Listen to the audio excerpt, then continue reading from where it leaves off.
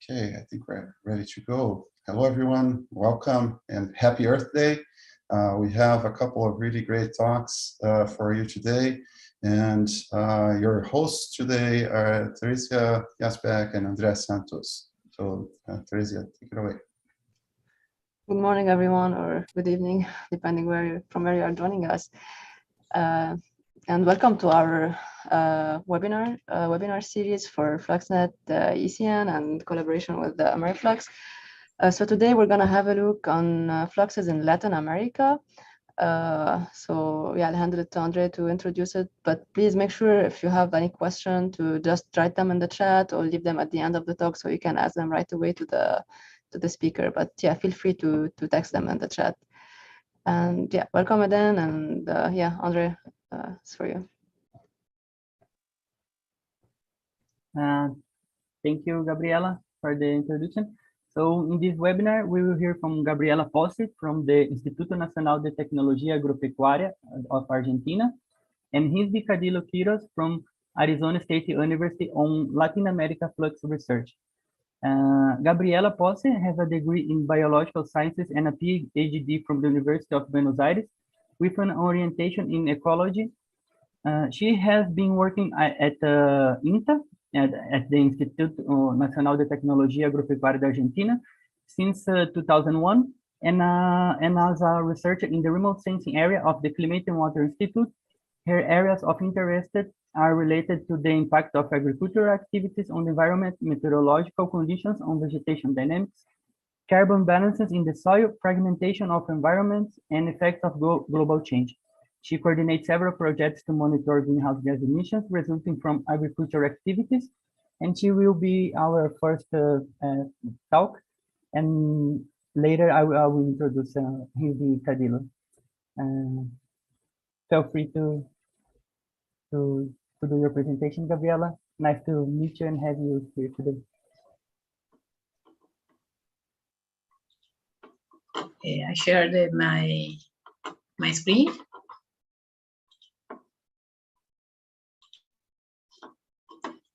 Thank you for inviting me to participate in this seminar. I ask you to have a little patience with me since my English is not very good.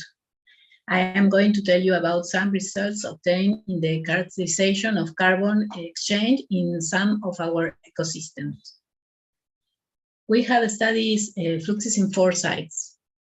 Two first ecosystems include trees, a natural dry forest, and a commercial afforestation.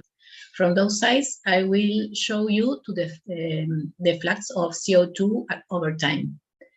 The third site is an agricultural field from which I will show you to accumulate CO2 and N2O per growing season for different crops, the impact of the fallow period on the annual carbon balance, the impact of carbon export in crops on the NEE, and the relationship between NEE and satellite data. And the fourth site is a grass pasture, when we will see the NEE accumulate over time compared to the agricultural site. I use the standard sign convention to NEE with positive values indicating a loss of CO2 to the atmosphere, and negative indicating CO2 uptake by the ecosystem. The data from both forest sites are in the FLUXNET database, AR-SLU and AR-SBIR. Unfortunately, we are not able to keep the measurement for much longer than 2 years due to remoteness of the sites. We have the hypothesis that the dry forest would function as a carbon source during the dry season, and that the commercial forest would function as a great carbon sink. Later, I will comment on the results obtained, which were not what we expect to find.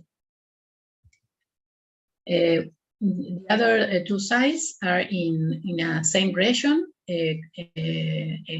agricultural field and grass pasture.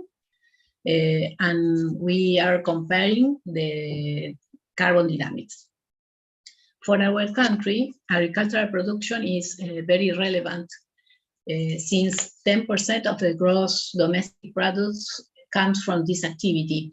In addition, INTA is a public organization whose objectives include conducting and centralizing research on agricultural technology.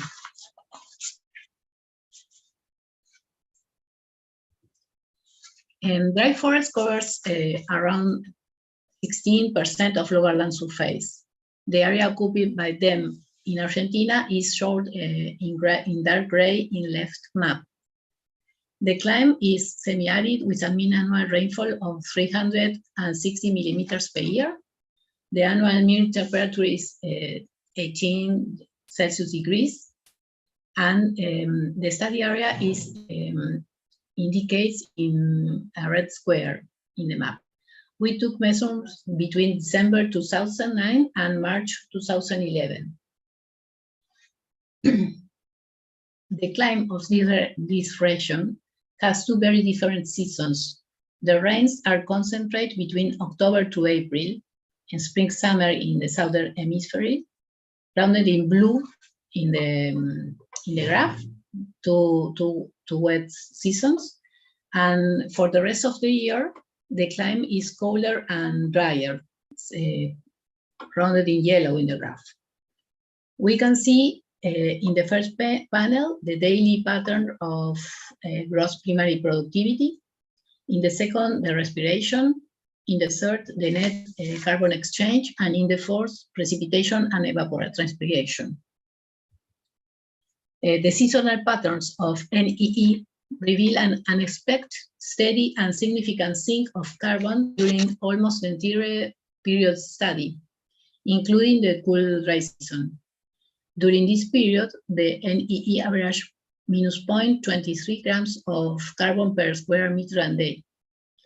During the warm, wet season, a highly variable but stronger net CO2 uptake was observed. The pools of carbon inputs to the systems are regulated by rainfall events and restricted by higher temperatures on summer. The black square show the area where the greatest production of wood from cultivated forests in Argentina is concentrated in the northeast of the country. The little red square indicates the study site. The study was conducted in a commercial Pinus taeda plantation. The region has a subtropical climate without a dry season. The mean annual rainfall is 1,800 millimeters, and the mean temperature is 21 Celsius degrees. The plantation forest was set up in 2003, replacing natural grasslands. Measurements start when trees were 6 years old and 12 meters of height, with measurements between December 2009 and May 2012. Contrary to our expectations, the system functioned as a carbon source, showing positive values of NEE in most of months. We can see it in the first panel. We think that the mostly pattern obtained for the NEE is due to the replacement of the original grassland with a pine plantation, which led to change in soils with long-term consequences. In addition, a large number of cut branches, you can see it in the photograph, resulting from pruning activities were accumulated on the ground and subject to decomposition. Therefore, the study forests have high ecosystem respiration rates, up to 20 grams of carbon per square meter and day in summer. Thus, the system acts as a carbon source for most of the months, in contrast to that expected for a forest system. Shaded in the map in dark gray is the Pampa region of Argentina. one of the most productive areas of the world, and is responsible for most of the total grain export in Argentina. Within this region, soil less suitable for agriculture are used as fencing fields. Typically, the agricultural soil is used with different crop rotations, including soybeans, wheat, maize, and sometimes with winter rest. The agricultural study area is located within the Pampa region in a subregion named Pampa Interior, dashed zone. Natural vegetation is temperate grasslands. The climate is subhumid with a mean temperature of 16 Celsius degrees and mean annual precipitation of 1,060 millimeters. During the first 2 years, we could measure carbon and water flux with a Lycor sensor and nitrous oxide flux with a Campbell TGA2 sensor. Nitrous oxide is very important and significant greenhouse in agricultural land. The sequence of cultivated species in this period was soybean, wheat, soybean, and winter rest. We calculate the cumulative emissions of carbon dioxide and nitrous oxide, adding both in kilograms of carbon equivalent.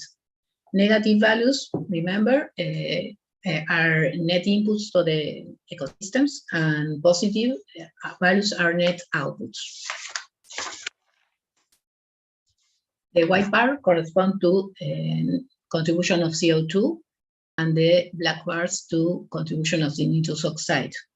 We know that net carbon dioxide balance can be positive or negative, but net nitrous oxide fluxes can only be positive. We can see in the graph that during the growing season of soybeans and wheat, the first two bars, there were significant carbon inputs to the ecosystems, almost neutral during the cultivation of soybeans after wheat, and a carbon output during the rest period. In the case of nitrous oxide, the outputs during the rest were much higher than during crop growing seasons. This, added to the losses to the respiration of the ecosystems, implies a large emission of greenhouse gases during rest periods. So the rest period must need to be as short as possible to diminish carbon losses. The effect of carbon export through harvest has hard consequences on agricultural sites. Here we can see the difference between NEE accumulates for a cropping cycle, and the NBP, where we rest the harvest biomass to the NEE. And the different, we found very important difference. Also, changing the study scale, we use satellite information for spatially extrapolate fluxes data. I had a doctoral student, Ulises Marconato, who worked with me and has been analyzing the relationships between estimated net carbon fluxes with Eddy Covariance and values of spectral index as EEV, taken from MODIS satellite images. This spectral index is related to the amount of green biomass capable of making photosynthesis. The graph shows two linear models obtained between monthly mean EV and monthly accumulate NEE in the study sites. On the left, we have a model without differentiation in between land cover species, and in the panel of right, we have a model that discriminates between crops. We know that each species, point with different colors in the graph, has different slope in the relation, so the model improves to its fits if you can identify each crop species. So both models could be used to describe the temporal dynamics of NEE. The gray gray line shows the observed data. The yellow represents the general model predictions, and the green line shows the land cover model prediction. And both models seems good.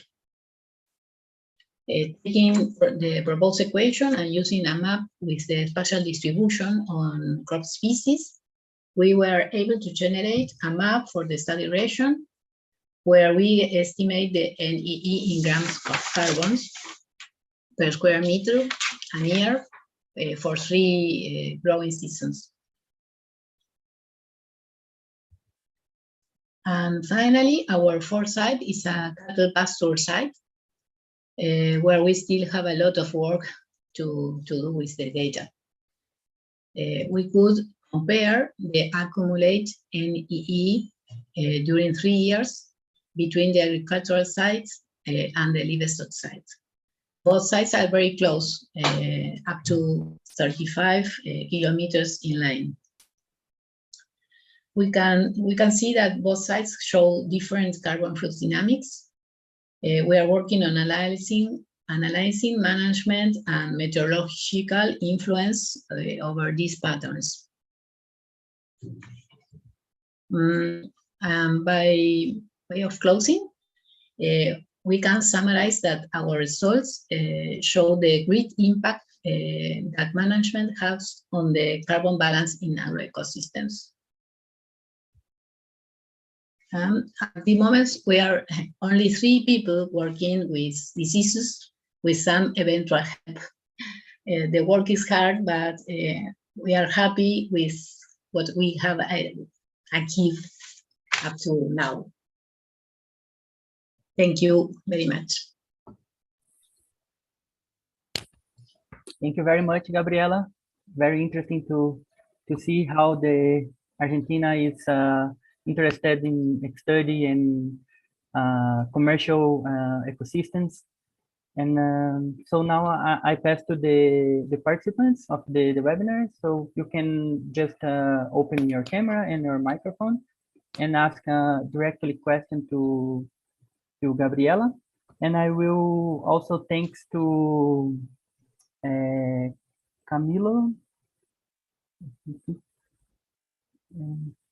Camilo Reyes Sanchez that will help us traducing the question from English to Spanish.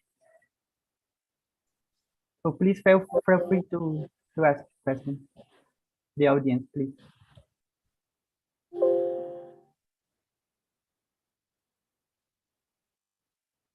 So as questions arise, I don't know if there is any question. I have one if it's okay for me to start. So Gabriela, it was very interesting to see the level of emissions for nitrogen in the rest phase of the cycles that you were showing. So my question is, how do you think we can balance the choice between how much rest to give a field versus how much emissions we would be expecting to see that field? Those two are important practices, and the rest is an important practice, but we have this downside that you're showing. So how do you see this balance playing out?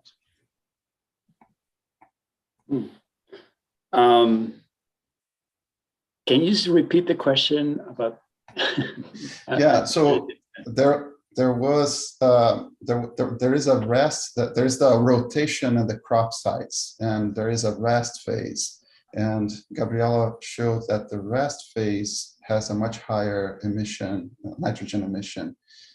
So this is a downside potentially of doing the rest, this practice of doing the rest for the site.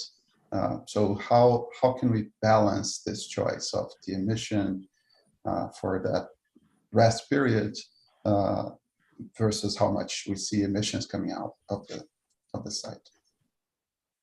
I can respond in Spanish. And If anybody can translate my response, my answer.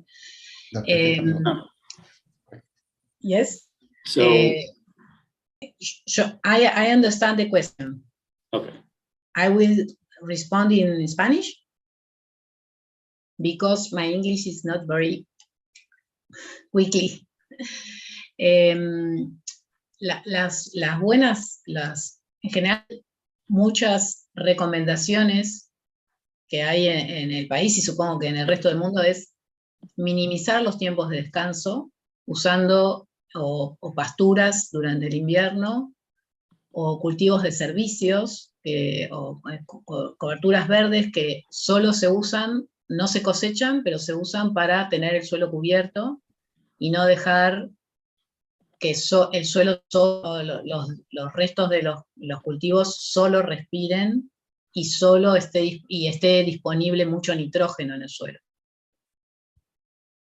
¿Entendés? Yes. So I believe I understand that the recommendation is to minimize the rest time so that the ecosystems are not respired as much, and also minimizing those nitrogen emissions. Yeah. With green covers or pastures that not necessarily is to harvest. Sometimes only to cover the soil. Perfect. Thank you. That makes a lot of sense. In this sense, Gabriela, my question is just a following up in this discussion. So many small stakeholders, like familiar agriculture, they want to implement this management practices like land cover and all other practices, but this needs it's cost effective. So these people would like to have projects that and maybe enter in the carbon market and receive money to fund this project. But we see that this market is completely based on soil sampling and forestal inventory. And we see that there are many technologies like Eddy Covariance and remote sensing, and it's not being used in this market. So I would like to ask how Eddy Covariance and remote sensing can help these people that want to apply this management practice to have some funding and all this stuff. In Argentina, the carbon market is not functioning.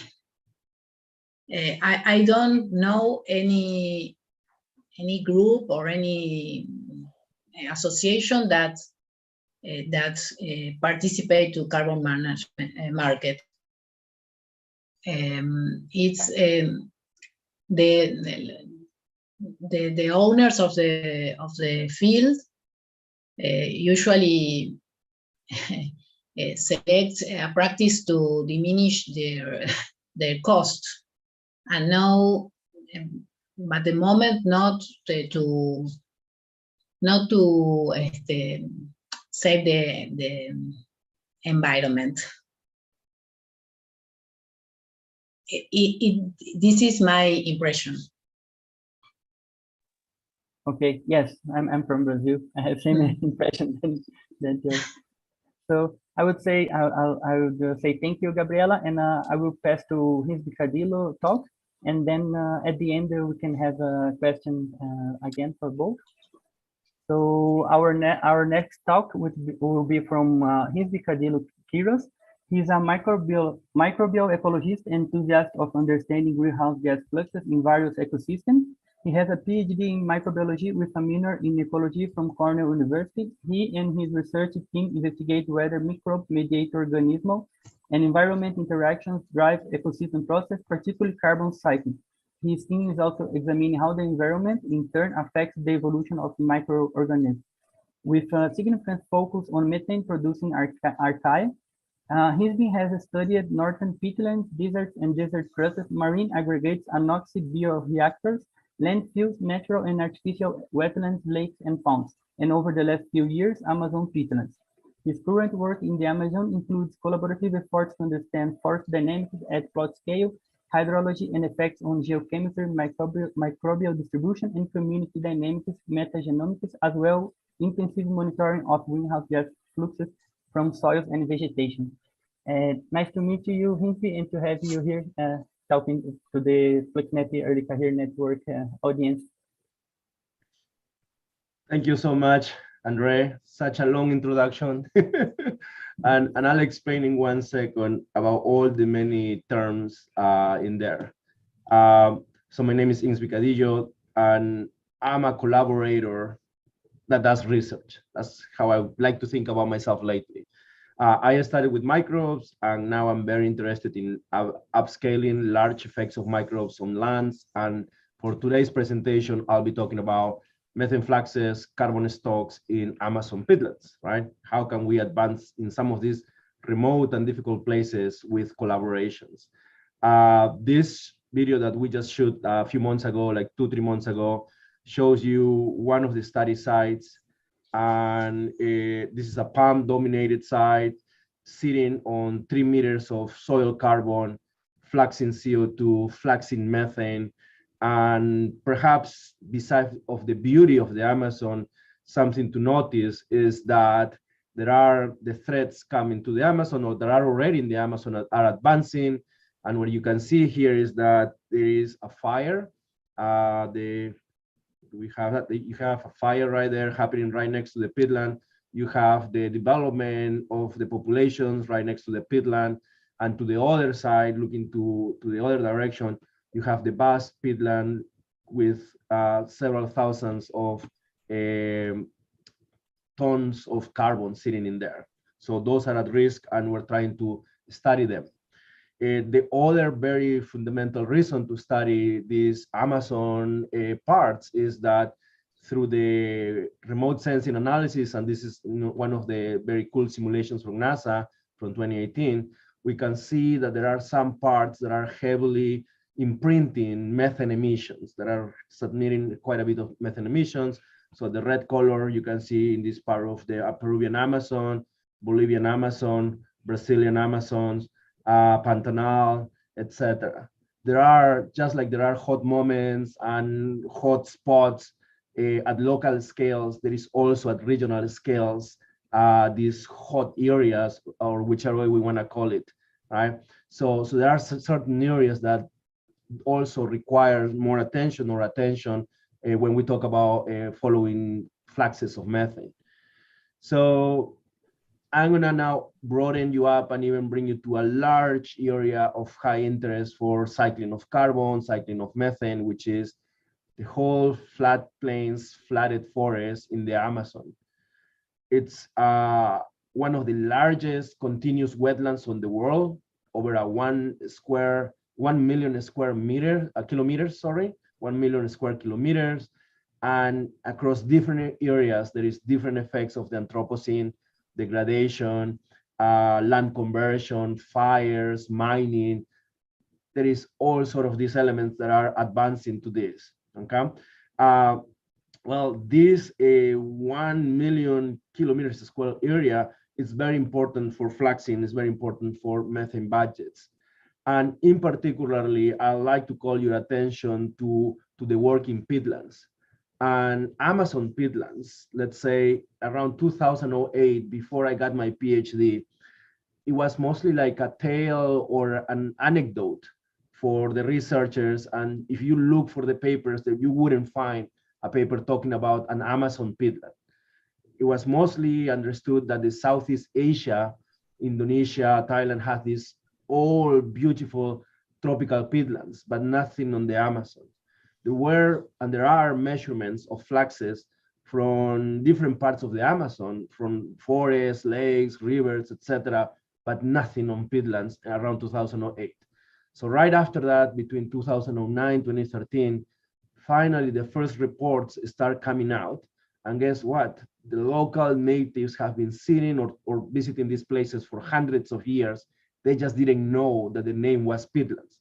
And of course, they don't write scientific papers, but they contribute to some of these visitors. And then it came to light that there is actually thousands of square kilometers of peatlands that have commonly overlapped with regions where the interfluvial river-flooded wetlands have existed in the Amazon and have been studied in the Amazon. In particular, the region in Peru, in the Pastaza-Marañón rivers, the regions near the border with Bolivia and possibly Bolivia, and then the regions in Brazil as well. So after these early reports and the realization that there are 6 meters, 7 meters deep carbon soil peatlands, then there was like a large or significant efforts to it. And I've been focusing a lot on the Amazon peatlands located in Peruvian Amazon, and they are novel. So we don't know very little about how that ecosystem even functions. They are large. The area, the total estimated area to 2014, 2016 was 175,000 square kilometers and growing. They are very dynamic environments, and we'll see with some of the data, it's not just dynamic for the aspect of water, floods of 6 meters, 7 meters, or a few centimeters, or dry periods. They're also dynamics by the type of vegetation that they have, how the vegetation grows or dies, etc. And as suggested by that NASA simulation, it's likely that these Amazon peatlands can play or played a significant role in the carbon and nitrogen cycling.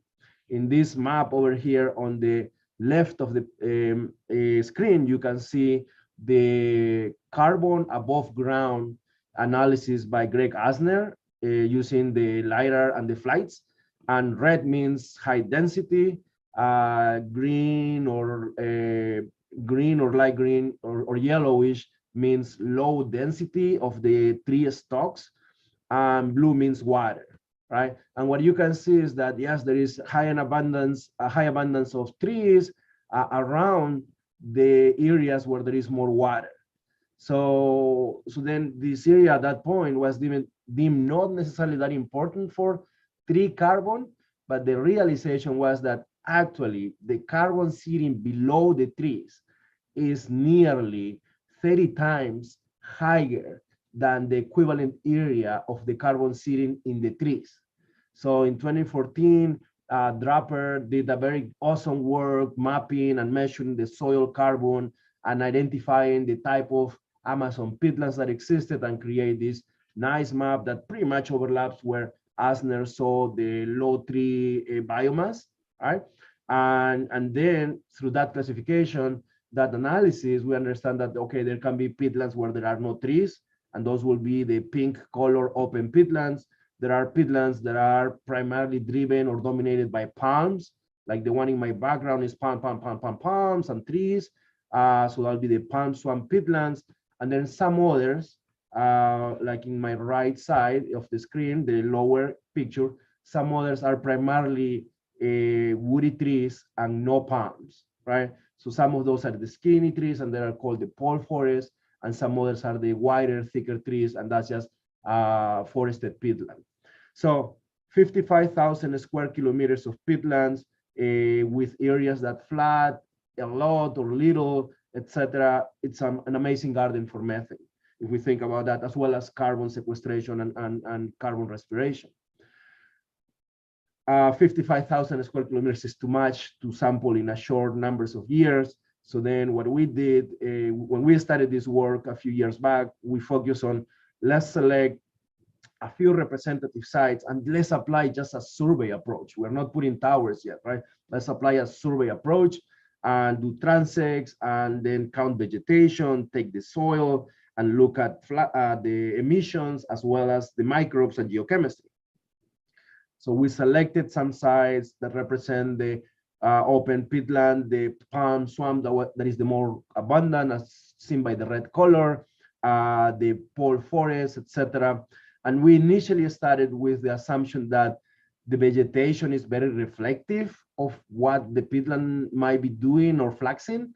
But quickly we learned that when we look at the geochemistry, vegetation indicators don't necessarily always overlap with that or line up very clearly with that.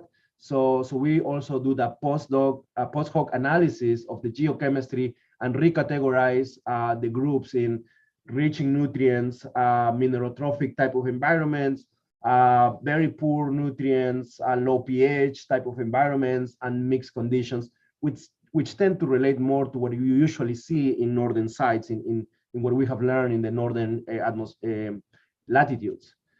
Well, then it takes a lot of physical work and effort to get to these sites. So Gabriela, I definitely recognize, the effort that you guys are doing. So it takes a lot of physical demands to get to these places.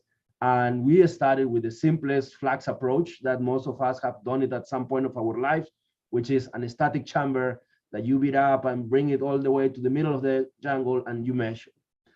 And it's good because the static chamber, as we have later learned with the Eddy towers, actually are not too off for the soil emissions of these sites. So what do we learn is that CO2 fluxes across different sites in over 100 kilometers locations are all over the place, so very variable. There is not a clear pattern for vegetation, chemistry, or something. However, for methane, when we look at the methane fluxes in that moment, is that, oh yes, there are some sites that are really high emitters and some sites that are barely emitters. And the rich in nutrients, what the geochemistry will predict for higher decomposition, perhaps, matches. And we have these two sites, San Roque, Buena Vista, for instance, that make quite a bit more methane. And then we have that the intermediate sites make less. And then the poor sites, some of those make very little, and some others actually can make significant amounts. So there is a signature in there of the geochemistry, but there is also variation that at that point we have not figured, we did not try to track it, we are just getting the pattern. N2O, it's also present, and the pattern of N2O is actually different. And I do not have time in this presentation, but we have a very interesting work about how abiotically you can generate N2O in tropical soils of the Amazon. But I'm going to focus on methane. Methane abundances on the fluxes is also reflected in the profiles in the dissolved methane, and rich site will have more, poor site will have less, intermediate site will have close to less as the poor site. And this was done in collaboration with the University of Arizona and the Max Planck Institute as well. I'm going to be listing here or there the different institutions that have help on all these different stages. So of course that I'm a microbiologist too, so I gotta check if the microbes relate to those fluxes, because at the end of the day, I like to test that type of hypothesis as well.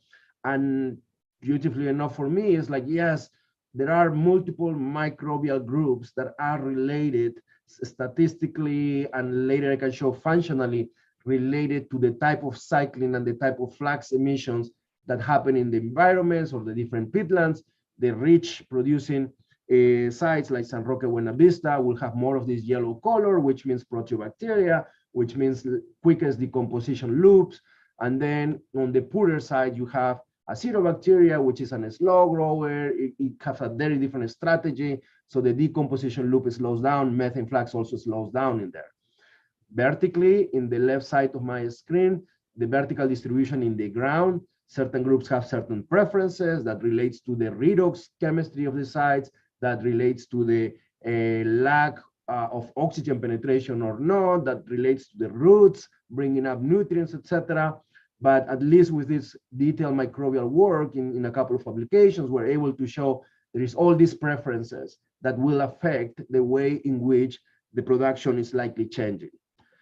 All right, well, we relate that microbial data, geochemical data, flux data, and what we learn is, yes, the best predictor is not necessarily vegetation, the best predictor is not necessarily temperature, the best predictor seems to be related to nutrient or the type of geochemistry that there is in the site. So that's how you can better understand these fluxes. All right, so we learned that, and there is certain microbial diversity that respond to that geochemistry and enable the type of fluxes that we observe for these sites.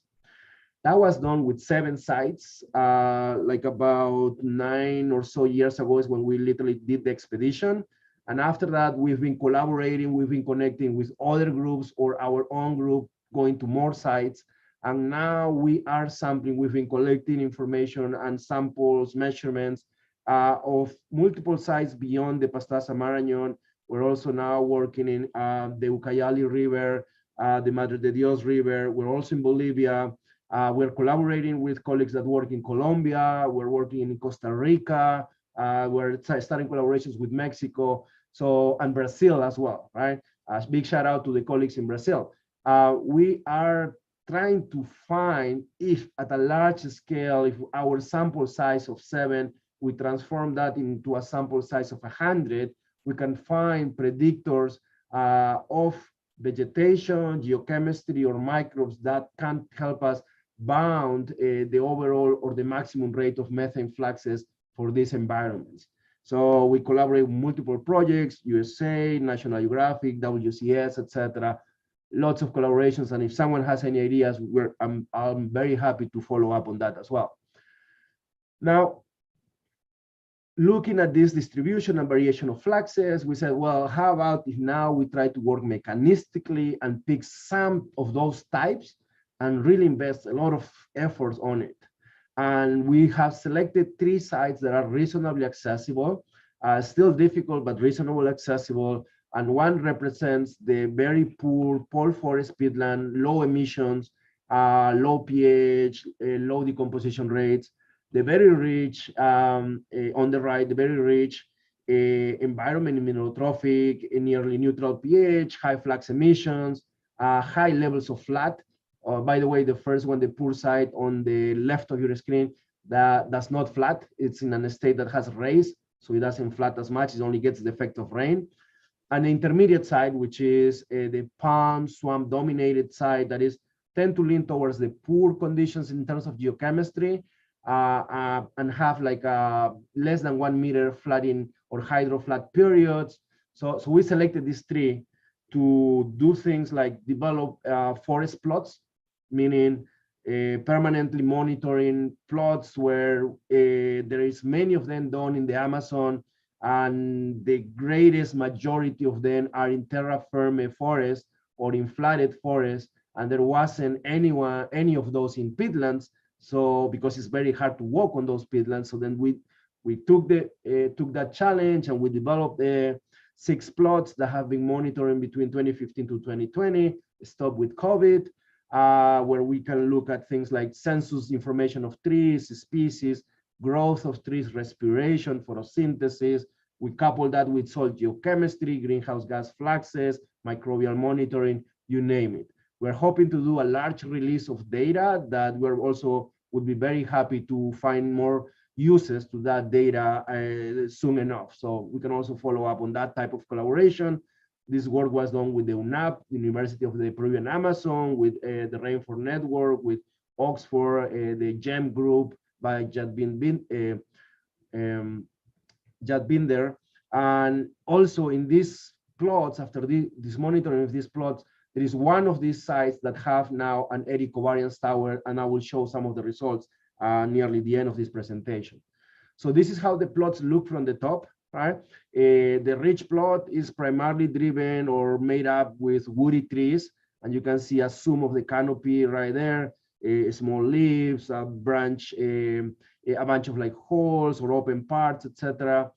While the intermediate side, which is Quistococha, the red one, where we have the Eddy Tower, is the palm-driven type of forest, and you can see how you can beautifully see the leaves and count trees using drone approaches. So that's how the plots look like. And then in terms of trees, the message that I want to give from here is that if you look at the species, only 1 or 2 may be present in 2 plots. So they are primarily different species, high beta diversity. The numbers of trees, which is the size of the pie, is significantly different. San Jorge is the poor site, SJO, and has a lot of trees, but they are skinny and dominated by more than half by one type. While Buena Vista, which is the rich site on the left, has a lot of different trees. Only a couple that are a lot of different trees, not a single one that is the majorly dominant. If anything, it's been difficult to classify this large diversity of trees, but in terms of stem numbers, it has less, right? So it has less stem numbers of larger trees, not skinny, but thicker trees. And Quistococha, the intermediate side, looks like an intermediate point. A little bit more trees, but not overly skinny, and a dominant, a couple of dominants, the palms, and another woody tree. So if we do all the calculations, we do the MPP from calculations based on the biomass, based on the measurements of the tree. What we learned was that although the ridge side has less stem numbers, the biomass of each of these large trees was larger than the observation on the intermediate, which will be the Quistococha, or the poor side, which will be the Black San Jorge. Right? This was very interesting because we were trying to use the geochemistry as a predictor, and we look at calcium, and we said, okay, this makes sense. More calcium, richer environment might lead to bigger biomass, thicker, bigger trees. That makes sense. But why would the poor side, the black bar in this figure, why would the blue will have so much biomass? Because it should have very less biomass, right? So that's something that was not adding up. Then we look at the rate of accumulation over the last 100 years of organic matter in the ground. And the same, the black side was not adding up in terms of like having the high level of biomass and having a higher level of accumulation as well. So something was off with the data of the tree census of 1 year, 2016. This is early in the study. Well, because you do not publish and we do not publish data of 1 year, we look at the same biomass measurements in a few more years, and I still need to post the 2019-2020, but the trend is the same, which is the ridge side actually had a major mortality year in between 26 and 27. A lot of trees died, and it was related to the levels of flood and mortality of that year. And its biomass now dropped significantly. Less, it was the lower biomass of all the three sites. And now San Jorge keep accumulating, the poor side keep accumulating more and more biomass. And what we now learn from this is that when we use calcium as an aggregating geochemical predictor, the relationship is an inverse relationship.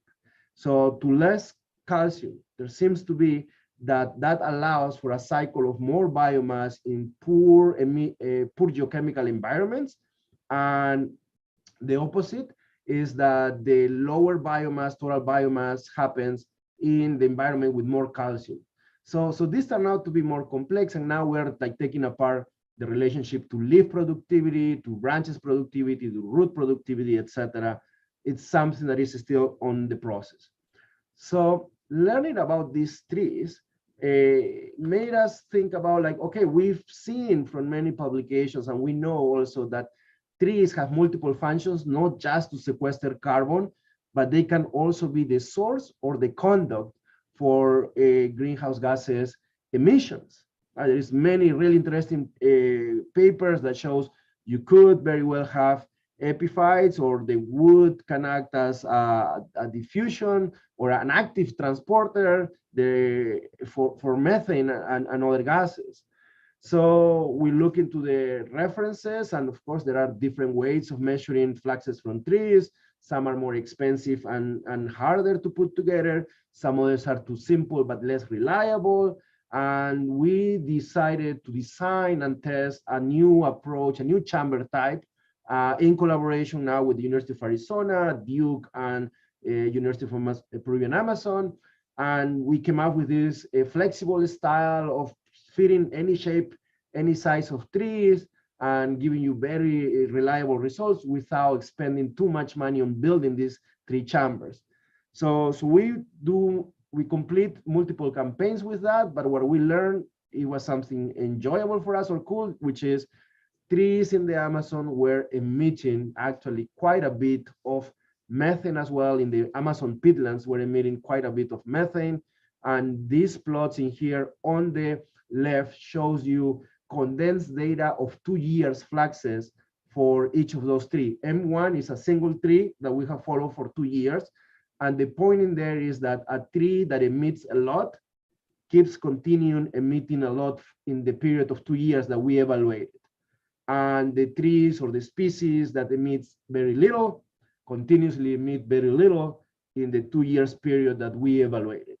That'll be on the left. And then on the right is that, well, if we look, for instance, if we pick a high emitter like M2 or M3, is the emission of the trees the same, or what's the pattern of the variation from the height from the ground, right?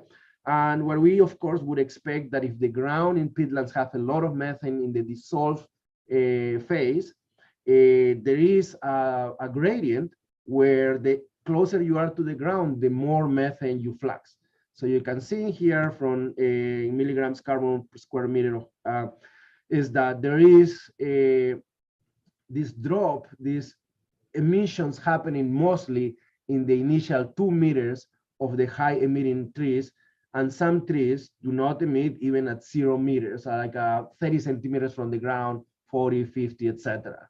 Right? So there is a distribution of the emissions along the tree, and it's a stable distribution in a matter of years.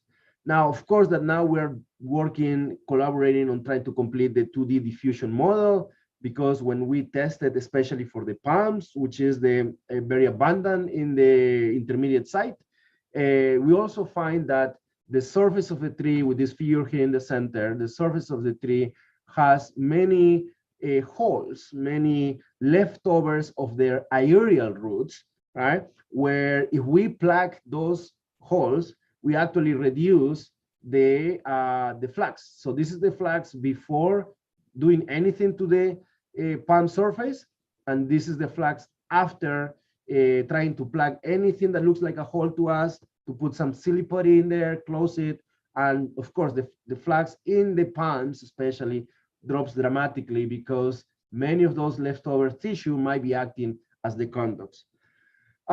So we calculated then how much is the emission from the trees versus the emissions from the soils, different type of trees, etc. And what we learned is that the different palms, for instance, were really major emitters, and that they are actually comparable to what the soil itself emits, right? So it's like, oh, if we only measure fluxes from soils with our old traditional method of the chamber, we'll be missing half or a third or a significant fraction of the fluxes in this environment. And also that not all the different vegetation, like the palms or the trees, that they don't all emit in the same rates. So you have these two are palms. This one is woody trees, significant differences between them, etc. Now, when we upscale these estimates of methane flux, now we need to consider tree species, density of different type of trees, etc., etc. So completing the methane budget is more complex. But before we got to how we're trying to do the methane budget and we're working on that, I also wanted to share with you this element about following trees for 2 years in the different sites, in all the plots, right? So that we've done with the new chamber, we've done like 7,600 measurements after quality control, and so we can evaluate the variation in time. And we also have done 60 different species with about 10,000 measurements to try to understand which trees or not make or flux more or flux less. And to summarize that part is that there are very important differences from the tree fluxing for the three selected sites that we are focusing. And I'm just going to get your attention to a few details in here. The first one is that in the poor site, SJO San Jorge, the scale is only up to 5, with the average being around 1 or 2 milligrams of carbon per square meter per hectare. Well, if we go to the intermediate site, the scale that was maximum at 5 now is maximum at 20, with an average of 3 or 4. It's nearly twice or 2 times more average flux than the poor site. And then if we go to the rich site, the scale now moves to 200, which is nearly 10 times or nearly 100 times more the other two type of sites that we were studying. So the flux of the trees also relates to the overall levels of emissions in the soil, which makes a ton of sense. But the magnitude, I don't know if you guys have seen, from some tree emissions to reach 200 levels milligrams of carbon. Of course, there is still some upscaling calculations that need to be done, because these are average of per 30 centimeters height of the trees. But this is likely to be a record, a new record for how high of methane some of the tropical trees are releasing. The second point to share about this slide is seasonality. If you see now in the rich site, is that in the periods in green, which is the high rain or the flat periods, the amount of tree emissions is when they reach these hundreds of milligrams levels, right? The average, of course, raises to 20 something in average. And then and this is when the flat happens for this environment. And then when the flat goes away, the tree importance also reduces. Now, in the intermediate side that doesn't flat as much, the pattern is actually a little bit opposite, where in the low rain is when the trees are releasing or fluxing more methane than the others. It's a little bit faster because the magnitude of change is not as high as in the rich side, but in the intermediate side, if we do this average statistics, we actually get that there is a slightly higher or higher in these dry periods, therefore behaving differently. While the poor side that is elevated, that doesn't flat, is insensitive to that because there is no flooding. So there you go, the flooding effects on the seasons, on the tree fluxing. So, and in the species, we've been working also in the species, and this is the story of Paul Brewer, by the way. So he's putting this together, and hopefully we can make it all available soon. There are species that are really great at fluxing, really high averages of methane coming through them. And there are so many others that are not good at fluxing, that not much methane, even if they are sitting on top of a lot of methane in the ground, in the dissolved phase, they do not flux. What traits of the tree control this? What are the properties that are driving this? Is this a demographic issue? Is this a species issue, etc.? Is something that we're hopefully advancing as well. Hinsby, sorry interrupting you. I would just ask you to I could conclude that, just to have only 2 minutes to Perfect. Maybe people can have ask some Sounds questions. good. Thanks. And I asked you to give me my mark. So what I'm gonna do is this. I'm gonna conclude with this. So all of what we learned with all these chamber works, we have channeled it, and now we collaborate with about 7 institutions, and we have put or finally have working an Ameriflux tower in the Amazon Peatland, the one in the picture in there. And on that one, we're completing the methane budget, the carbon budget as well. This peatland, the intermediate side that emits not too much, still is a net sink, right? It's a net sink with all these levels of CO2 sinking versus these levels of methane.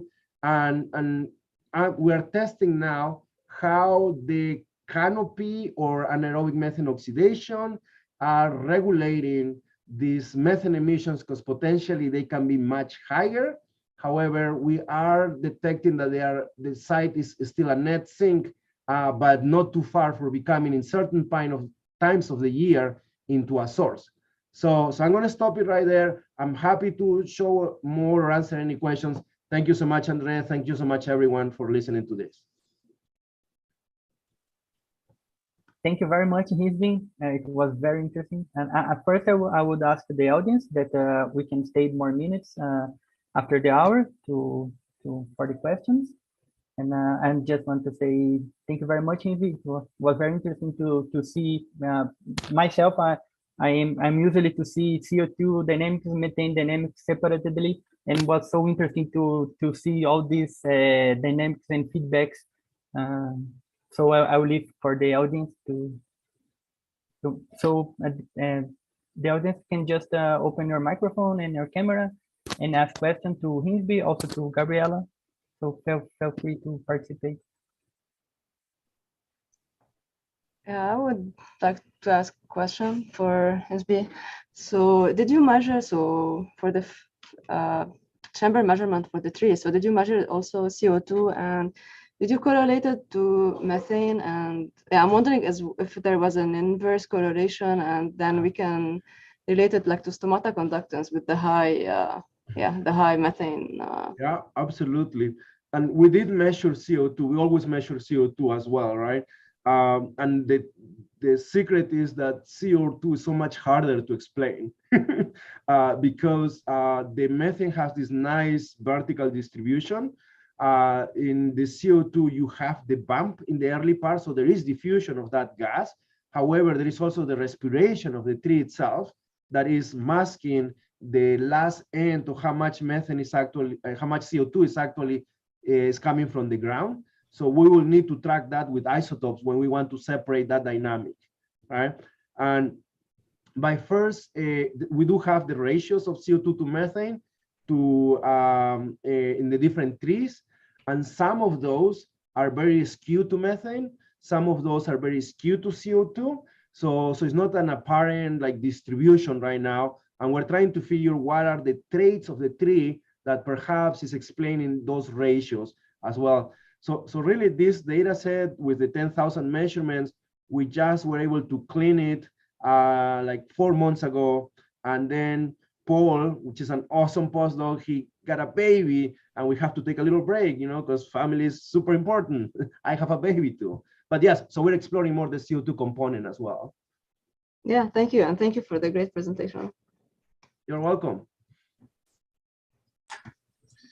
I have one as well. I was really impressed by the presentation. Really great work. Thank you. In particular, at the levels of emissions from stems, that was a bit surprising to be honest. My question is, have you tried to draw any correlations with climatic drivers? You mentioned one particular high mortality event in 2016, and that, of course, was right after the 2015-16 El Nino. Yep. And we are seeing some high mortality events after droughts in central Amazon, especially in secondary forests that are still recovering from disturbance. So I was wondering if you did any comparisons in that direction. I like to take advantage of this avenue. We're actually working on that, but so let's put it this way. You're talking to a microbiologist that has turned into an ecologist that has turned into forestry person. Therefore, there is so many analysis that I love to do, but perhaps collaborating with others will be a more effective way. So yes, El Nino 2016 killed all these trees and reshuffled that site, right? And it will be great to run backward and forward some simulations and combine with some of those simulations. But I love to try to work with that with anyone that is interested and willing. We have the data and it's finally coming clean. So we actually have an EDI internship for uploading all these like 4 or 5 years data. And with Andre, we participated in this fair use of data paper. And that's my whole objective right now. It's like, I want to put this data out, I want to collaborate. And if there is avenue in the Ameriflux community to contribute to some of this analysis, I'll be more than interested on talking about that and getting some things together for sure. But yes, large scale, the remote sensing dynamics controlling this forest is happening, and we just need to integrate the peatlands to it. Yes, absolutely. And I'll just because you mentioned, I'd like to recognize that both the sites that Hinsby was showing and that sites that Gabriela was showing, they are all part of Ameriflux, contributing data with even with some derived data products already published. So thank you both for that. That's excellent. I'm going to go ahead and, one more quick question. Go ahead, Camille. Yeah, Hinsby, just real quick. Would you say that peatlands are correlated with the existence of palm trees? Like, I know you said that it is hard to predict based on vegetation, but it seems to me that where there are palm trees, there peatlands. Is that accurate? Thank you so much, Camilo. That's a hard question that we had at the beginning, but at the same time, it's an interesting opportunity. So one thing that we realized soon is that there are many peatlands, and that's the more common, that harvest or host palms. Palms do well in flooded soils. They're resistant to that type of stress, that hydrology. They have an advantage in there. However, not every peatland has palms. We also have multiple peatlands that have no palm at all in there, right? So it's hard from the remote sensing sometimes to separate that, but palms can be a partial indicator, but more layers of other products are used. However, the other opportunity is that palms are mega abundant in the Amazon. It's one of the ones distributed and has the largest number in the type of dominant species. And palms move methane in a peatland or in the terra firma forest when there is rain. So the opportunity there is to really understand the role in a regional manner of all these widely distributed palms in peatlands, flooded forests, and terra firma forests, right? So those measurements, those evaluations don't exist to date, and will take a large effort, which can be a great collaborative effort across our multiple groups, for sure. Thank you. Thank you. All right, I'm gonna go ahead and wrap up. I hope people can hear me. I had to switch my microphone. So if you can understand me, I'll proceed. Okay, I want to thank you everyone for joining us, and a special thank you to our speakers. It was wonderful to learn about these research activities in Latin America. And I loved the questions. I hope that we can continue the conversation. Maybe next time we'll extend a little bit longer for questions, but feel free to share your research with us through our mailing lists, use social media, and volunteer to show your research through the next webinar. We're hoping to attract some folks from the Asia region, our regional networks over in Asia. So I also want to thank the Ameriflux Management Project, who has been generously hosting our webinars since 2019. They provide recording that you can access on the YouTube link. Again, if my mic is a problem, I apologize. Access that through YouTube to watch past webinars. They also live stream through YouTube as well. I'm also excited to share that the ECN organizers are building up for a coding workshop. We're aiming for June. The date is to be determined. So we'll be using the email list to share that information once we have an official date. Lastly, I'm aware that some folks might be attending the European Geosciences Union conference in May. We do have a member over there who's looking to organize a social. So if you're going over there, again, please follow us so that you can catch any announcements that might come from there. So with that, any other announcements that you'd like to share, please drop them in the chat. Thank you again to our guest speakers and our organizers. It was a great event.